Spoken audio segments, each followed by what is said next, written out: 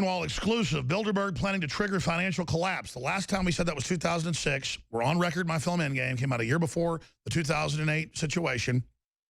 They said they're going to trigger the housing collapse to bring in a consolidation of control. And you know what? We were proven right. Well, our same sources say they're getting ready for it right now. So that is a big, big deal. We just confronted a Bilderberg group member yesterday that was outside the hotel in Dresden. Also, George Soros preparing for financial collapse. Does he know something you don't? Michael Snyder, Economic Collapse blog up on Infowars.com. So I like some of the other guests we have on. I'd say they're about 90% accurate, like Mr. Dent. But we've been the last year or so saying who would be right about this? Who would be right and say that oil prices would start going back up? Who would be right to say gold prices in the aggregate this year would start going back up? Who would be correct about all that? And I would say overall, I'm not poo-pooing anybody, I would say that Peter Schiff has been more accurate than anybody else we've interviewed. And we only have folks on that are about 90% accurate or more. So it's not like it's bad to not be as accurate. But it is a big debate, though, about are we going to have inflation or deflation? I'm not a rocket scientist, but when they're printing more money and issuing more garbage and more derivatives than any time in history, worse than 2008, tells me down the road paper's going to have a problem. But now we're talking about holding your money, so liquid, whatever is what you want in my little, brain. But who knows? Peter Schiff of Euro Pacific Capital joins us, billions under management, and of course, son of the famous patriot fighting the IRS and the corrupt government, Erwin Schiff, who passed recently. He joins us to discuss all this, Europac.com. So there's your little intro. You've been dead on. Let's just revisit your predictions, where we're at currently, and your next flotilla of predictions, Peter. But congratulations on being accurate. Though it's kind of like, congratulations, you're predicting the Titanic just hit an iceberg and we're going to sink. So what do we do? Well, I still think it's early even to congratulate me, and I'm not going to, take credit prematurely, but it sure does seem like things are proceeding according to the playbook that I laid out. Even though people still believe that the Fed is going to be raising interest rates at some point and that we have a legitimate recovery, the dollar is still falling. More importantly, gold is rising. Gold stocks, again, pretty much all the gold stocks hit new 52-week highs yesterday. And here we have today with the Dow down about on 150, the Nasdaq's down over 70 points. Gold is up yet again.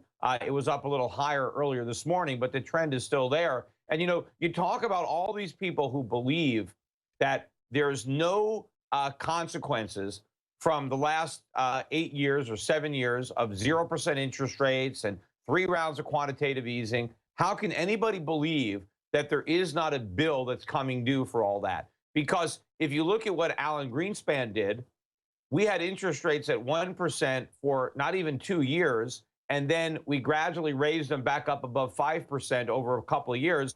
No quantitative easing programs at all.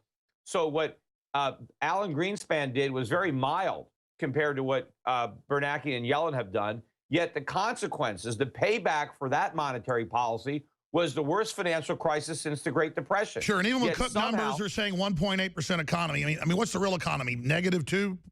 Who knows how negative it is? Because the numbers aren't real, because the inflation rate is being artificially suppressed. But my point is, if we had such a bad consequence of the reckless policies under Greenspan, just imagine what's in store for us now. I mean, this is not just going to be the worst financial crisis since the Great Depression. This is going to be the worst crisis, including the Great Depression, because what we're about to enter into, and I think we've already entered into, the beginning of it, but I think it's going to get a lot worse as it progresses.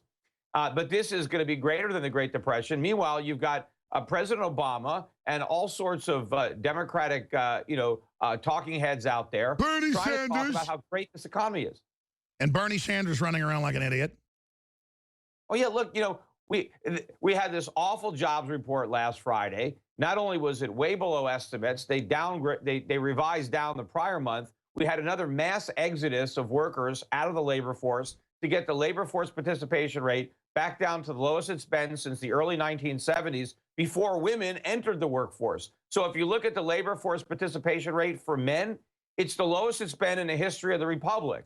And so this has been a disaster. And all of these so-called economists who are Democrats, who are trying to say that, the Republicans are wrong for criticizing the economy. If a Republican had been president for the last 7 years and everything was exactly the same, Can you imagine what they'd be saying about the rise in income inequality, the rise in poverty, the collapse in real wages, the collapse in home ownership, the mass exodus out of the labor force? I mean, this is statistically the worst economy really in our lifetimes. Yet because there's a Democrat president, nobody wants to criticize him from the left.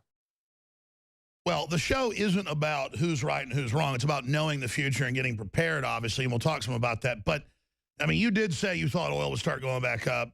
Oh, yeah. I mean, you did predict that they would, basically start talking about going back, to, QE Unlimited. You predicted how they would go up when they went up.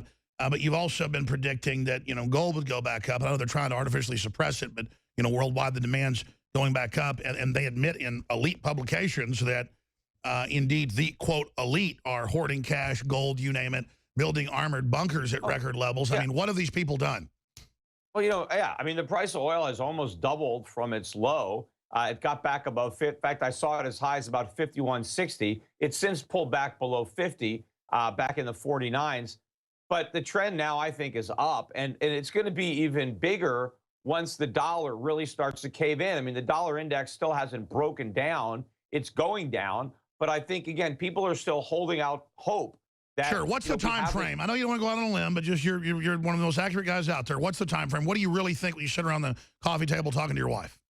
Well, it doesn't matter. I think it's happening right now. When it's going to accelerate, from a march to a stampede, I think people have to protect themselves now. I mean, look at our strategies. Look at how much gold stocks are up or silver stocks. Talk about gold and silver. I mean, you're talking about stocks that have tripled, quadrupled so far this year, and Wall Street still doesn't own them. So this, I think, is still early in the scheme of things. So what your listeners should do, if they didn't follow my advice, 3 months ago and 6 months ago, to get on this train, you haven't missed it. I mean, you still got to get on. You got to get out of U.S. dollars, get out of U.S. stocks. You should be talking to my representatives at Euro Pacific Capital. Set up an account. Take your depreciating dollars before they really collapse, and diversify abroad. Get some money into Switzerland and Singapore and New Zealand. And by the way, Peter Schiff is not a sponsor. I ought to call him, get him to be one. I mean, I think the guy's a great guy, but I mean, I do agree people should be diversifying. But, I mean, look, let me ask you this question then, Peter. Looking at the time frame historically here, I understand it's already here in most of the world. It's already here in the U.S. at a trot, and you're talking about a gallop, a stampede. What's the time frame, though? I mean, I know you don't, I mean, speculatively. I think the election could be a catalyst, because I think one of the reasons that Janet Yellen is reluctant to admit how weak the economy is because she doesn't want to interrupt the Hillary Clinton narrative. I mean, the whole idea that Obama saved us, everything is great, and now we should turn over the reins to Hillary. So we're in la-la land until the election ends. Yeah, I mean, but thing is, things are getting so bad. Can the Fed hold out and still pretend everything is good until the election? But certainly by the time the election is over, there's no reason to put up the pretense. So I think by the end of the year, the Fed's going to have to come to the rescue, at least what its thinks is the rescue. They're going to cut rates. They're going to try to have some kind of QE program. But again, this is pouring gasoline on a fire. None of this is going to help solve our problems. This is why we have a problem. The Federal Reserve has created this problem, and they make it worse. I agree. Let me ask you a politically selfish question, but the audience wants to know. I'm worried Trump's going to get in, and then they're going to hold the collapse back till then and then blame it on him. Well, look, I don't think they'll be able to blame it on Trump if it happens, right when he walks into the office. But I think the crisis is going to happen regardless of who we elect. I do think that Trump has a better chance of doing the right thing than Hillary. Hillary has no chance of doing the right thing. Trump might. See, it all depends on, he does a good job of identifying the problems. His solutions are all wrong. Now, maybe he knows they're wrong. Maybe he's just playing politics. Sure, because he wants low interest rates. The real solution. He wants low interest rates because he's a builder. We'll be right back. We've got our guest here, Peter Schiff, joining us, EuroPacificCapital.com. He's been dead on so far, so we're going to come back and I'm going to ask him, what's front and center on his radar, not just my question. Stay with us.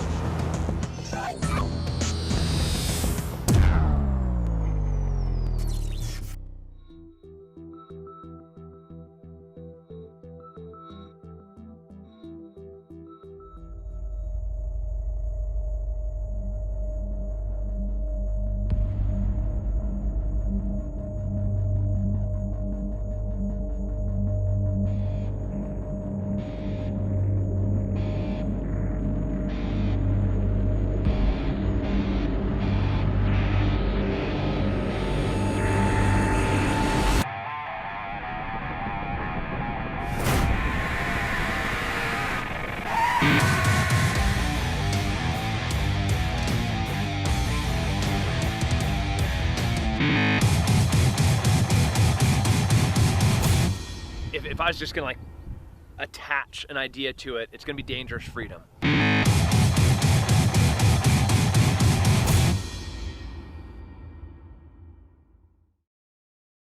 And don't tell me that I'm a weirdo because I'm upset about this. I'm just sick of dishonorable trash. Supreme Cobra Commander! You're failures! You think I'd sell my family out like you, dirtbag?